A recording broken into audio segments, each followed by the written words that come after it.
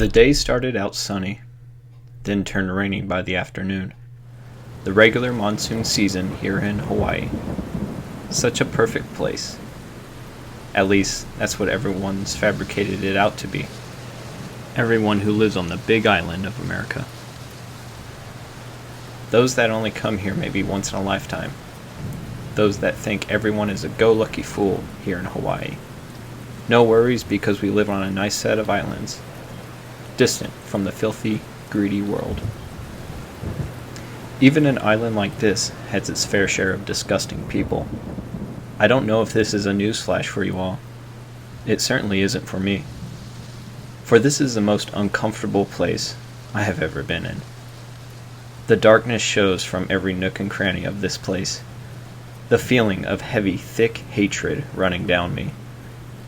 At this point, it is all despair and damnation. Nothing can get me out of this place. I feel as though all the flights have been canceled, and I feel as though every ship available has a gushing hole in the side of it, that the inevitable is it will engulf me in the sea of darkness. So let me talk about my acquaintance, Katie Wilson. Katie was a woman I was involved with. She was a straight-edge, independent woman, determined to make herself happy. A smart, intelligent lady who had a big heart, only if you were a family or what I was to her, her boyfriend. I knew all that joy she would dig out of her heart would eventually run out. I knew she was scraping the edges of her heart as we entered our third year of being together. It was around mid-January when I began to become skeptical of her whereabouts. And I'll get to that soon.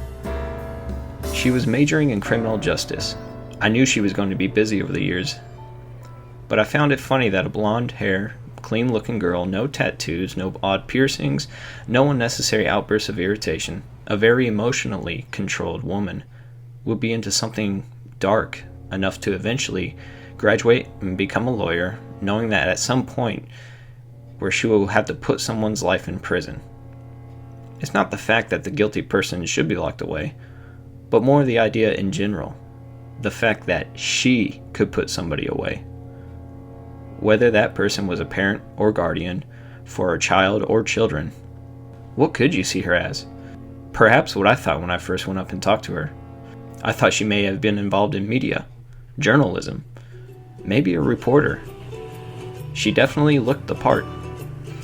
However, she wasn't. But you better believe it. When we started talking, everything seemed to fall into place for me. I was feeling like the luckiest guy in Hawaii. My friends would ask, "So how did you pick this one up?" She looks like she came straight out of a trendy California reality show, only with better vocabulary. She was quite different from the previous relationships I had. A lot of native Hawaiians, dark-haired, dark pretty eyes, mocha skin tone.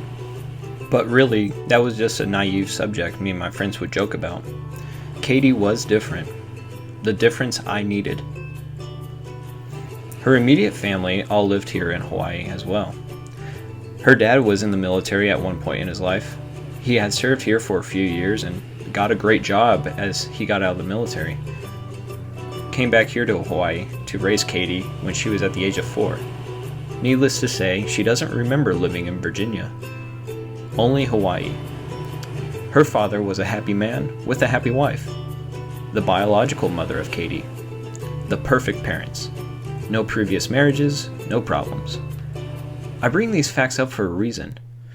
Perhaps it will help me figure out what happened to the events leading up.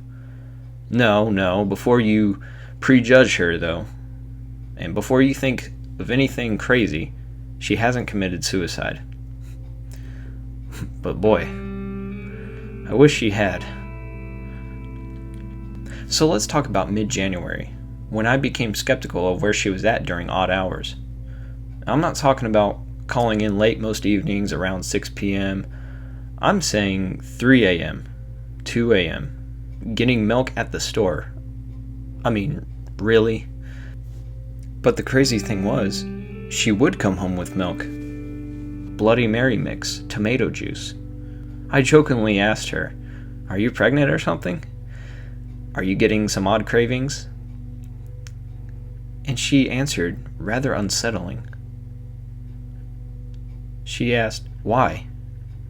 You got a problem if I'm feeding 2 people?" I was rather confused at this. "Wait, what? Are you really pregnant?" A sense of joy and optimism came over me. I know we weren't married, but with a bombshell like her, I would joke about how I found the only bombshell on this island and her dad had delivered her to the right place. I suppose you can say she ended up being a dud. Man, if only she heard me say that. Anyways, what kept me up was not only what she said, but the stern look she gave me. Like she was not letting up her attention. I laid back down to act passive and to show her that I was only kidding. But her eyes, or rather those eyes, were fixed. Something is off. Why can't I just get up and leave? Why do I feel buried between these sheets as if I'm already in my grave? These weird times, anytime between 11 p.m., midnight, and 3 a.m., coming back with items she said she went to go get. And sometimes I would hear her as she was leaving the house. Sometimes I would hear her as she walked in. I offered getting stuff at the store before I got home from work so she wouldn't have to leave at 3 in the morning to go get it. No, she said. Why would you do that for us? For us? What are you talking about, Katie? I don't even drink Bloody Mary mixes or tomato juice. She said, I know you don't. I tried getting some distance from her. It wasn't that I was losing interest. I just thought she was the one losing interest in me. I stayed more nights at my own place, and I kept my mind busy. I worked longer. I stayed at the office a lot longer and set little projects for myself to complete to receive satisfaction. I did make an impact around the office after a couple of months, and everyone from my coworkers and to Katie herself, they all started to notice. I talked to Katie about how I felt, and it was easily worked out between us. It was just last week that I had set up a little vacation for us on the island of Honolulu. A little long weekend getaway just for the 2 of us. I set my leave days for a Thursday and Friday to work in conjunction with the weekend. I booked our hotel online. The hotel resembled very close to what the Hotel Del in Coronado Island looked like. Even the hallways looked similar, but with lighter colored wood. What stood out to me was at the end of the hallway, and one of the pictures was a red fire extinguisher, nearby a red-tipped fire axe. I thought to myself, if the food isn't good enough for us, and I see a coconut on a palm tree, I'm gonna use that red fire axe to chop that tree down. So we went ahead and got on our nice little plane early this morning, flown by a nice and respected pilot a buddy of mine recommended. A quick little flight, with, of course, some nice scenery. It only made me and Katie feel a little more humble about where we have grown up. This nice hotel I booked for us was only a 15-minute drive from the private landing strip we landed on. A short drive on mostly dirt road. As anxious as I was to see the hotel in person for the first time, I remember the drive over felt like a half hour. Double the time, I guess, courtesy of the excitement I had. And there it was, sitting aloft the top of a subtle hill that eventually connected to the mountains that are far northeast of Diamond Head and northwest of Cocoa Head District. It looked amazing. Straight out of a fairy tale or a summer chick flick movie with some deep message aimed towards women who are intoxicated off of rum-infused ice cream. The back garden portion of this hotel seemed like it went on forever as it stretched with vibrant green grass and palm trees up into the mountains. We finally checked into our room, room 327. The receptionist was very kind and gave us show times for the shows that they would have down at Waikiki Beach, brochures for the best restaurants around the entire island, and massage saloons inside the hotel. a full map of Honolulu, including just about everything else that can take any sober man a few good words to be talked into going somewhere out of sheer joy that it is something they should try. We tipped the man who helped take our luggage to our room, and so far we've tipped the pilot, we tipped the driver, and we tipped the luggage boy. But then Katie, for some reason, she took out a $100 bill and said to the man as he was about to leave, "Here, this is a bit more if you promise leaving me alone by the time we are gone." "Katie," I said to her. I shook my head and said to the man, "She's just being too generous and a bit dramatic. It's a way of balancing things out. Have a nice day, sir, and thank you again." He said, "Well, thank you." I gave Katie an odd look, a look that expressed, out of all the things you can say, you say that. "And did you really have to give him that much, too?" She said, "Well, when we both work, do we really have to worry too much about money?" "Katie, you're a college student. How on earth would you be so careless about money?" She said, "Well, good thing my family is well off and they love me enough." Later on, we returned from one of the nicest restaurants and it started to become dark. The restaurants that we went to, I had my steak and lobster and she had her shrimp Alfredo and one of those damn Bloody Mary mixes again. She said, "They don't make these Bloody Marys like I do." But not bad.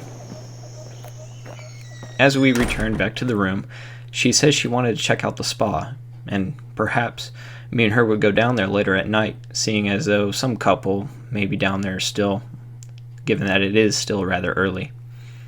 That's when I put some of the leftover shrimp Alfredo she couldn't finish in the refrigerator.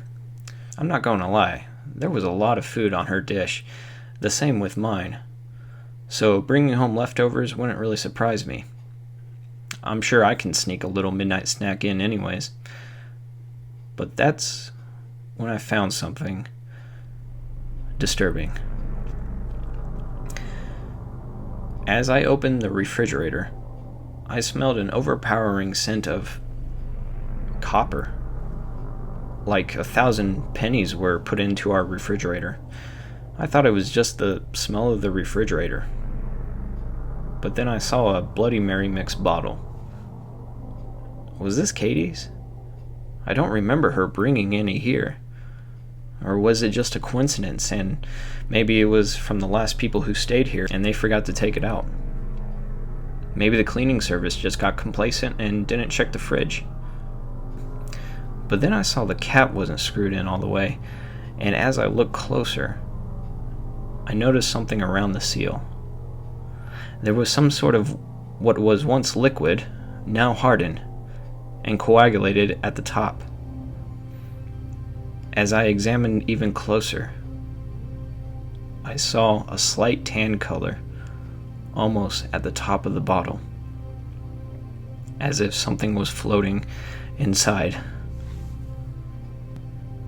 And as I looked even closer, I couldn't believe my eyes. I saw the lunola of a fingernail. I trembled.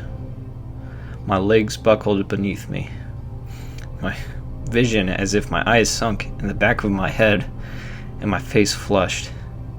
My stomach turned as if 1,000 flies were released in my stomach. It was all blood. A full bottle of blood, and what was only what I could imagine, part of a body, all put into a bottle. The smell became stronger, as I knew what it was and what I was just about to grab with my bare hands. I let out these moans, trying to scream or yell, call for help, but all I could do was whimper like a pathetic dog and call out to a monotone as if I lost my voice and the unthinkable became the reality. It's as if the carpet became blood red and the walls around me were about to burst into blood, and I would become the guilty. Blood I couldn't get off of me. And then all of a sudden a shriek of fire alarms went off in my head, or so I thought. They became real. There were real fire alarms going on in the hotel. This is my way of getting out. Getting help. I can gather my thoughts, even in a situation where people may be running around panicking. I don't care. Maybe it's just a nuisance alarm or a fire alarm test. Or it could be real. But I can stand up and I can get moving. I was still trembling, and I was staggering to the door. The doorknob was hot. Hot enough to burn my hand. Is there a fire right behind the door? A fire in the hallway? But before Plan B came, which was to go out the windows, the events were decided for me. There was one loud bang, and the door burst open. Standing there, eyes staring at me, head held still, gazing at me. Katie. She was looking at me the way she stared at me when we were in bed, and I made that stupid joke.